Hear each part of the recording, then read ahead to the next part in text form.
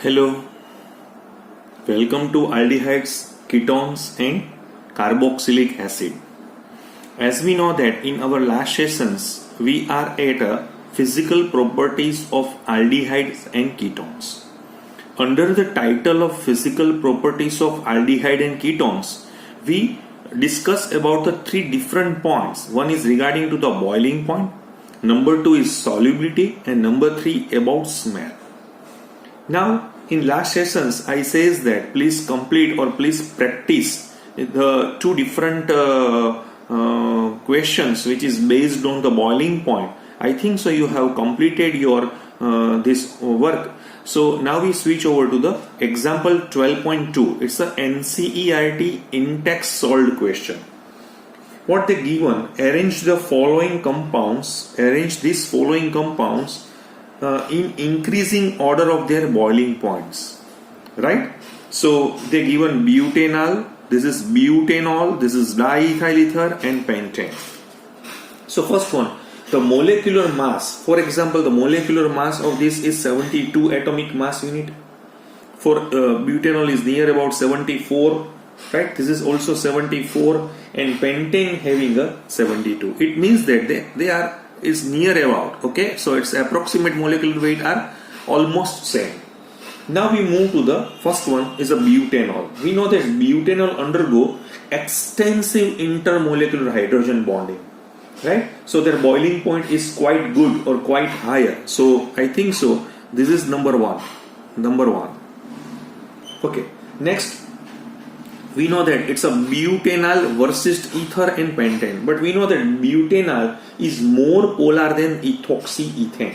Therefore, the dipole-dipole attractions or interactions are stronger in butanol compared to diethyl ether. So hence, boiling point of this butanol is quite higher than the remaining diethyl ether and pentane, right? Now further, due to the presence of this oxygen atom of the molecules of diethyl ether, so they are less symmetrical than those of normal pentane. So as a result, the van der Waals attractions between the molecules of diethyl ether are slightly lower than those between the molecules of N-pentane. So hence the boiling point of normal pentane is slightly higher than that of the diethyl ether. So this is number 3 and this is number 4. So the overall increasing order of the boiling point is like that: C2H5O, C2H5, then CH3, CH2, CH2, CH2, CH3. Okay, next one is a CH3, CH2, CH2, CHO, and next one CH3, CH2, CH2, CH2, OH. So this is number 1, 2, 3, 4. But please note that in your NCERT textbook, this order has been wrongly written. This is correct. But what your NCERT textbook, okay, the order is quite good. Okay, fine. But here the pentane is last one in ether. So here there is a change of the order in your NCERT textbook. But the right one is okay. So please mention that in your textbook there is a order has been wrongly written. Okay, fine. Now 12.3. This is NCERT in text unsolved question. What they given? Arrange the following compounds, okay, in increasing order of their boiling points. So first, the molecular masses of all these compounds are comparable.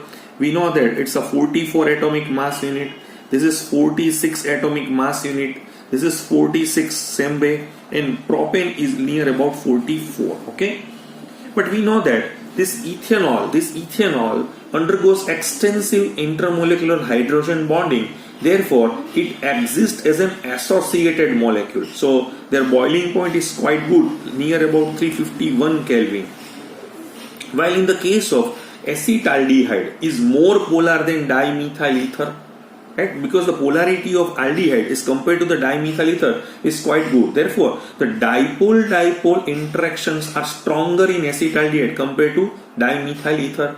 Hence, the boiling point of this acetaldehyde is near about 293 Kelvin, and diethyl ether is almost 249 Kelvin, and hence the boiling point of, okay. Further, the molecules of propane have only weak van der Waals forces, while the molecules of dimethyl ether having a little stronger dipole-dipole interactions. Hence, the boiling point of dimethyl ether is higher. It's 249 compared to the propane is 231 Kelvin.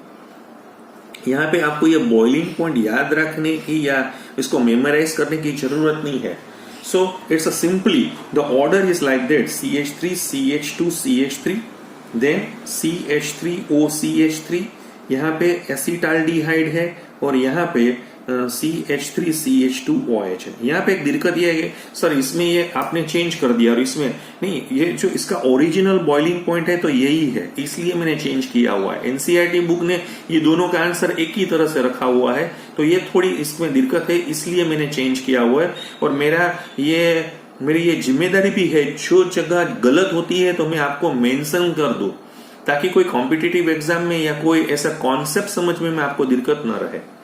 Okay, so this is all about the boiling points. Now we move to the most interesting portions of this aldehyde, ketone and carboxylic acid is a chemical reactions, right? So now we move to the main portions is 12.4, and this 12.4 portion is called as an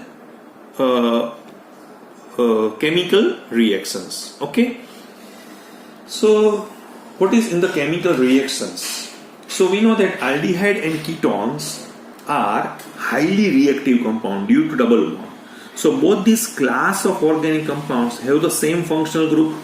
For example, aldehyde having a R, C, double bond O and H. So, this is delta plus, delta minus. While in case of ketone is R, C, double bond O, R. This is delta plus, delta minus. We know that this is aldehyde and ketone. Both have a same functional group, right? So they show a number of common reactions. तो हमें यहाँ पे aldehyde के अलग chemical reactions पढ़ना पड़ेगा, ketone के लिए अलग, ऐसा कुछ है ही नहीं, right? So however, the presence of hydrogen atom on the carbonyl group of aldehydes makes them much more reactive than ketones. So यहाँ पे क्या होगा कि यहाँ पे हाइड्रोजन है और यहाँ पे R है, यहाँ पे थोड़ा स्टेरिक हिंड्रेंस भी ज्यादा है, यहाँ स्टेरिक हिंड्रेंस थोड़ा कम है, इसलिए ये एल्डिहाइड है compared to the ketone having a very good reactivity और much more reactive. Okay, so at the same time this hydrogen atom is responsible for many reactions in which aldehydes differs from ketone. यहाँ पे मैंने बोला था आपको organic chemistry में मैं आपको इतनी डेप्थ तक ले जाना चाहता हूँ. आपकी बुक में लिखा हुआ है, लेकिन मैं उससे मैंने बोला था between two lines, between two words में भी हम जाना चाहते हैं. So here the reactions of aldehyde and ketones can be divided into different 7 categories. इतनी 7 categories आपकी बुक में नहीं दी गई है, लेकिन हम देखेंगे कि इसमें फर्स्ट वन क्या है. तो फर्स्ट वन हम इसको बताएंगे, ये है फर्स्ट वन रिएक्शंस हम देखेंगे. तो वो क्या होगा, it's a nucleophilic addition reaction. कैसे nucleophilic, because carbon delta plus है तो यहाँ पे न्यूक्लियोफाइल आएगा और pi bond shifting towards to the oxygen, so it's addition reactions. तो ये इसका मेन रिएक्शंस है, या उसको बोल सकते हैं इसका ट्रम्प कार्ड ये है न्यूक्लियोफिलिक एडिशन रिएक्शंस. दूसरा बहुत बढ़िया है, ये न्यूक्लियोफिलिक एडिशन तो होगा, लेकिन उसके बाद उसका followed by elimination of a molecule of water.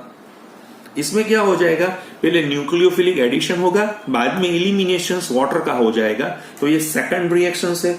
यहाँ पे बढ़िया है, पूरा एल्डिहाइड और कीटोन आपको अच्छी तरह से पढ़ना है, क्योंकि जो ऑर्गेनिक केमिस्ट्री है ना, हम उसके धीरे धीरे उसके कोर की तरफ हम जा रहे हैं, राइट. ये नंबर 3 है, वो है उसका रिडक्शन रिएक्शंस. पाई बॉन्ड है तो उसका रिडक्शन तो होगा ही. नंबर 4 है तो उसका ऑक्सीडेशन भी हो सकता है, हमें मालूम है. The oxidations of aldehyde and ketone always gives a carboxylic acid, and the reductions of aldehyde and ketone gives alcohol. क्योंकि हमें पीछे जाना है, तो पीछे का लेसन कौन था, अल्कोहल का था. तो रिडक्शन हो जाएगा। जैसे एल्डिहाइड का रिडक्शन प्राइमरी अल्कोहल में होगा, कीटोन का सेकेंडरी अल्कोहल में होगा। ऑक्सीडेशन हम आगे की तरफ बढ़ेंगे तो कार्बोक्सिलिक एसिड की तरफ हम चले जाएंगे। फिफ्थ वन है which is called as an halogenation reaction, halogenation reaction. और सिक्स्थ वन है हमारा रिएक्शन विद अल्कलीज। ये बहुत बढ़िया डिपार्टमेंट है यहाँ पे, अल्कलीज, राइट। और सेवंथ है मिसलेनियस रिएक्शन है, मिसलेनियस रिएक्शन से। लेकिन मैं अभी आपके साथ ये जो 6 बात है वो मैं आप करना का चाहता। सेवंथ है मिसलेनियस, भी कई मिसलेनियस रिएक्शंस है। So first we move to the nucleophilic addition reactions. तो हम इसमें कौन सा स्टार्ट करेंगे? जैसे हम आपको बता रहे हैं कि न्यूक्लियोफिलिक, ये जो हम बता रहे हैं first one which is nucleophilic addition reaction.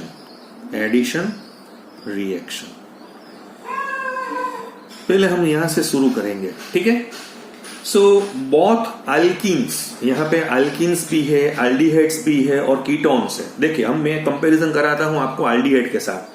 हम जानते हैं कि alkenes as well as aldehyde and ketones all are unsaturated compound, but however unlike alkenes with so electrophilic addition reactions. Alkene में क्या था? इलेक्ट्रोफिलिक एडिशन रिएक्शन था, but in this case of aldehyde and ketone they undergoes a nucleophilic addition reactions. आपको बराबर पता चल गया है? एक बार फिर से सोच लीजिए मैं क्या बता रहा हूं। जैसे मेरे पास डबल बॉन्ड है और मेरे पास एल्डिहाइड है और मेरे पास कीटोन है, तो ये जो दोनों है वो न्यूक्लियोफिलिक एडिशन रिएक्शंस देंगे और ये जो है वो मुझे इलेक्ट्रोफिलिक एडिशन रिएक्शंस देंगे। तो that's the major difference between this alkene as well as aldehyde and ketones. अब देखिए मैं आपको ये समझाना चाहता हूं और बुक भी यही समझाना चाहती है, what is the mechanism of this nucleophilic addition reaction. हमें उसका मैकेनिज्म बहुत अच्छी तरह से पढ़ना पड़ेगा। तो ये कौन सा है? जैसे हम बता रहे हैं कि भाई न्यूक्लियोफिलिक एडिशन रिएक्शंस का हम देख रहे हैं, तो वो किस तरह से जाएगा। We know that the carbonyl compound is a quite polar in nature. So due to the greater electronegativity of oxygen, because oxygen having a 3.5 compared to the carbon 2.5, so carbon atoms of the carbonyl group carries a small positive charge, hence is behave as an electrophile. Okay? देखिए मैं क्या बताना चाहता हूं आपको अच्छी तरह से, ये आप देख लीजिए। मैं आपको ये बताना चाहता हूं कि मेरे पास यहाँ पे C है, डबल बॉन्ड O है, हमें मालूम है दिस इज डेल्टा माइनस है और ये डेल्टा प्लस है। ये जो कंपाउंड यहाँ से जुड़ा होगा, ये जो है वो जैसे मेरे पास A है और यहाँ पे जो है वो मैंने B बताया हुआ है, राइट, फाइन, नो प्रॉब्लम। ये हमें मालूम ही है कि because is the sp2 hybridisation, तो ये जो हम देख रहे हैं वो एक प्लेन में ही होगा। It's a planar compound due to sp2 hybridisations. Okay, so अब क्या होगा, यहाँ पे कौन आ जाएगा? तो कि जो न्यूक्लियोफाइल है, nucleophile, okay, so therefore a nucleophile readily attacks to the electrophilic carbon atom of the polar carbonyl group, okay, from a directions approximately perpendicular to the plane of sp2। यहाँ से तो यहाँ से वो आ जाएगा, ऊपर से वो अटैक करेगा कार्बन पे, ठीक है। So sp2 hybridized orbitals of the carbonyl carbon. So during this process, complete transfer of pi electrons of the carbon oxygen double bond take place from carbon to oxygen। यहाँ पे क्या हो जाएगा कि ये जो pi cloud है वो यहाँ पे शिफ्टिंग हो जाएगा। तो ये जो फर्स्ट स्टेप मैंने आपको बताया हुआ है वो जो है वो बिल्कुल स्लो है, वो रेट डिटर्मिनेटिंग स्टेप है।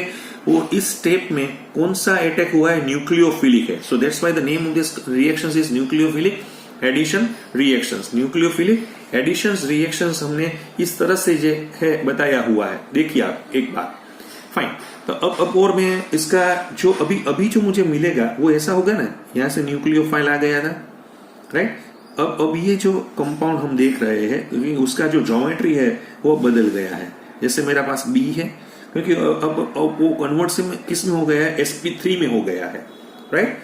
मेरा जो पहले प्लेन था वो ऐसा था, अभी क्या होगा, इसमें सी प्लेन पे है, राइट, ओ भी प्लेन पे है, सपोज के न्यूक्लियोफाइल भी प्लेन पे है, लेकिन ए और बी है वो प्लेन से एक प्लेन के नीचे है और एक प्लेन के ऊपर है।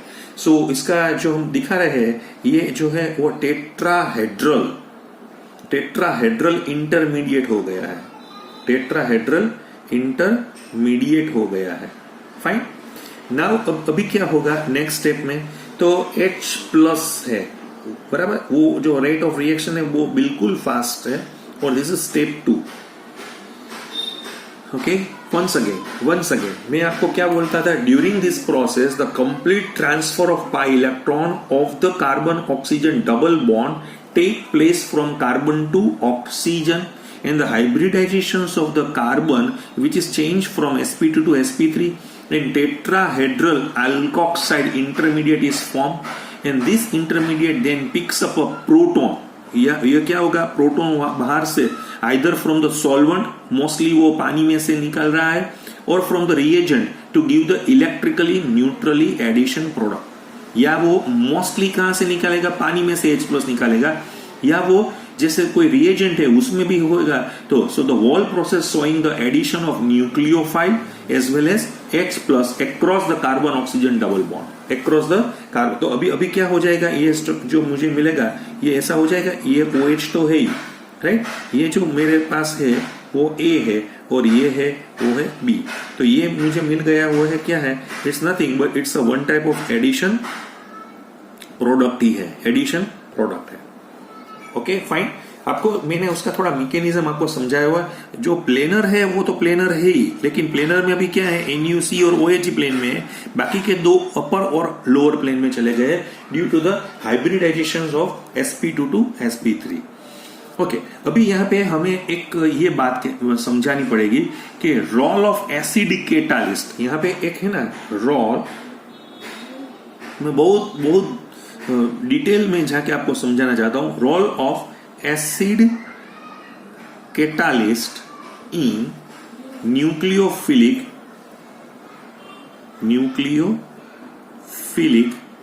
Addition reaction. इसमें जो एसिड कैटालिस्ट का रोल क्या है, we know that in case the nucleophiles are weak, जैसे हमने यहाँ पे जो न्यूक्लियोफाइल हमने यहाँ पे दिया हुआ है वो भी वीक हो सकते हैं, जैसे मेरे पास अल्कोहल्स है तो ये वीक है, अमोनिया है वो वीक है, उसका जो डेरिवेटिव्स है, जो भी उसका अल्कोहल का डेरिवेटिव्स है या एमोनिया का डेरिवेटिव्स है, so the reactions of aldehyde and ketones are usually carried out in weakly acidic medium. So in presence of acid, the oxygen of carbonyl group gets protonated, which by way of resonance and increase the positive charge on the carbonyl carbon and thus make it more electrophile। इसमें क्या हो जाएगा कि ये जो हम डालना चाहते हैं, राइट, लेकिन उसमें एक दिक्कत क्या आ रही है, जैसे मेरे पास C डबल बॉन्ड O है, तो पहले क्या करेगा, वो जो H+ आएगा ना, जैसे मेरे पास एसिड है ना, तो जो इसका इलेक्ट्रॉन पेयर है वो उसके साथ खींच लेगा, तो वो पहले रिएक्शंस क्या करेगा, जैसे मैं आपको दिखा रहा हूं, इसमें एक रेजोनेटिंग फॉर्मेशन होगा, C double bond OH, right, this is plus, okay, और उसका जो रेजोनेटिंग स्ट्रक्चर दूसरा हो जाएगा वो ऐसा हो जाएगा, C है वो प्लस है और OH है। So in the light of this discussion, okay, the reactions of the carbonyl group may be regarded either as a nucleophilic addition reactions or electrophilic addition reactions, but we usually classify them as a nucleophilic addition reactions because of the different three reasons are behind it. The attack of nucleophile on carbonyl carbon involves the formation of a new carbon nucleophile bond and the rate determining step of the reactions. Number 2, the ability of electronegative oxygen atom to accommodate the negative charge facilitates the nucleophilic attack at carbon. And third one, the addition of electrophile to the carbonyl oxygen is a reversible reaction in which the equilibrium lies far to the side of reactant. So as a result, this step can only catalyze rather than initiating the nucleophilic attack. ये इसमें क्या कर रहा है, सिर्फ catalyst की तरह से ही चल रहा है, वो उसको जैसे हम बोल रहे हैं कि वो इनिशिएटिंग न्यूक्लियोफिलिक अटैक के लिए नहीं है, उसने क्या किया, रेट ऑफ रिएक्शंस उसने थोड़ा अच्छा कर दिया है। So the reason behind that. Okay, दूसरा हम इसमें ये भी देखना चाहते हैं कि what is the relative activities, relative reactivities of aldehyde and ketones. Reactivities of aldehyde and ketone. So in this case, first we focus on a portion. So it's a aliphatic aldehydes and ketones. Aliphatic aldehydes and ketones. Fine. So first effect is called as an inductive effect. One is the inductive effect. So here inductive effect plays a major role. So for example, if I having a HC double bond OH, right? So they having a very good compared to formaldehyde because there is no alkyl group. While in this alkyl group and last one is a ketone RC double bond OR. So the ease of which a nucleophilic attack to the carbonyl group depends upon the electron deficiency, means magnitude of the positive charge on the carbonyl carbon. We know that alkyl group is a electron donating. यहाँ पे alkyl electron donating है. हमें मालूम है delta plus है, delta minus है, delta plus है, delta minus है, डेल्टा प्लस है और डेल्टा माइनस है. यहाँ पे दोनों आर है, वो क्या करेगा, यहाँ पे देखे तो उसका डेल्टा प्लस चार्ज डाउन हो जाएगा. तो अगर कोई न्यूक्लियोफाइल को अटैक करना है तो उसको थोड़ी दिक्कत हो जाएगी, right. Therefore, greater the number of alkyl groups attached to the carbonyl group, greater is the electron density on the carbonyl carbon and hence lower its reactivity towards to the nucleophilic reactions. दूसरा इसमें एक जो effect है वो है stearic effects. Stearic effects, We know that formaldehyde जैसे हम देख रहे हैं, जैसे मैं आपको बता रहा हूँ HC डबल बॉन्डो H फॉर्माल्डिहाइड है, उसके बाद मेरे पास है एसीटाल्डिहाइड है, उसके बाद मेरे पास है एसीटोन है CH3C डबल बॉन्डो CH3, उसके पास मेरे पास है जैसे मैं बता रहा हूँ आपके पास CH3 ट्वाइस CH और CH3 twice CH C double bond O है, या इसका नाम है डाइआइसोप्रोपाइल कीटोन. उसी तरह से हम आगे कोई भी बता सकते हैं डाई टर्शरी ब्यूटाइल कीटोन जो भी है. सो इन formaldehyde there is no alkyl group, we know that, while in all other aldehydes there is one alkyl group, but in ketones there are two alkyl groups attached to the carbonyl carbon. So obviously as the number and the size of this alkyl group increase, यहाँ पे क्या है, methyl आया गया तो उसकी size, यहाँ पे दोनों मिथाइल है तो उसकी साइज बढ़ जाएगी. यहाँ पे तो देखिए आप स्टीयरिक हिंड्रेंस या क्राउडिंग इफेक्ट बहुत ज्यादा है, right. So the attack of the nucleophile on the carbonyl carbon becomes more and more difficult due to the crowding effect or steric hindrance. In other words, as the crowding increase, the reactivity decrease accordingly. ठीक है, आपको यहाँ पे कोई पता चल गया. अब दूसरा है मेरे पास दूसरा मैं बता रहा हूँ यहाँ पे एलिफेटिक के बजाय मेरे पास एरोमेटिक एल्डिहाइड्स है, एरोमेटिक एल्डिहाइड्स है और एंड कीटोन्स है. तो उसमें क्या हो जाएगा, in general aromatic aldehyde and ketones are less reactive than the corresponding aliphatic. Okay, why? Because electron donating resonance effect of the benzene ring which increase the electron density on the carbonyl carbon, thereby repelling the nucleophile. So as a result, aromatic aldehydes and ketone are less reactive than the corresponding aliphatic ketones. देखिए उसमें भी क्या हो जाएगा, जैसे मेरे पास benzaldehyde है तो बेंजाल्डिहाइड से मेरे पास देखिए मैं आपको बता रहा हूं मेरे पास एसिटोफिनोन है और दूसरा मेरे पास है C6H5CO C6H5. So if aromatic aldehydes and ketone, aromatic aldehydes are more reactive than alkyl and aryl ketone, so more reactive diaryl ketones. So यहाँ पे हमें पता चल सकता है कि ये भी जो फिनोमिना है वो यहाँ पे हमें दिखाई दे रही है.